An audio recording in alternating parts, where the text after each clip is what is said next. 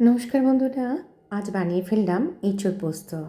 আর এঁচোড় পোস্তটা খেতে হয়েছিল ভীষণ ভালো, তাই তো তোমাদের সাথে করলাম শেয়ার। এঁচোড় পোস্ত করার জন্য কিছুই না, একটু বেশি করে নেবে পেঁয়াজ কুচি। নেওয়ার পর তেলের মধ্যে পেঁয়াজ কুচিগুলো দিয়ে দেবে, আর দেওয়ার পর সিদ্ধ করে রাখা এঁচোড়গুলো দিয়ে দিলাম। দেওয়ার পর একই সাথে করতে থাকবে নাড়াচাড়া। এবার করতে করতে একটু পরিমাণ মতো সামান্য দেবে হলুদ, আর তারপর করবে আবারও নাড়াচাড়া। এইবার কিন্তু পোস্তটা আমি বেটে রেখেছিলাম। এবার এরম নাড়াচাড়া করতে করতে এবার দিতে হবে পোস্তটা। জানো তো এই এঁচোড় পোস্ত খেতে ভীষণ ভালো লাগে।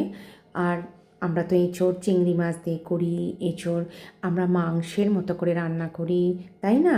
এবার কাঁচা লঙ্কা দিয়েছিলাম কয়েকটা, আর পোস্তর সাথেও দিয়েছিলাম 4-5টা কাঁচা লঙ্কা। একটু ঝাল ঝাল না হলে কি ভালো লাগে বলো তো? তাই জন্য ঝাল ঝাল বানিয়েছিলাম।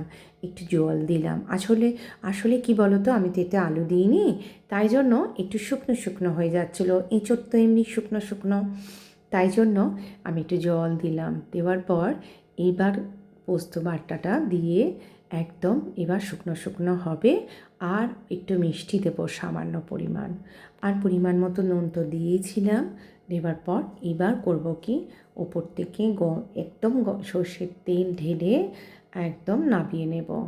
দারুণ খেতে হয়। কি দেখে ইচ্ছা করছে না খেতে? আমার তো ভীষণ ভালো লেগেছিলো খেতে। আমার বাড়ির সদস্যদেরও খুব ভালো লেগেছিল বলেই তোমাদের সাথে এই করলাম শেয়ার। তোমরা বানিয়েও খেও, আর তারপর নয় আমাকে জানিও তোমাদের কেমন লাগলো।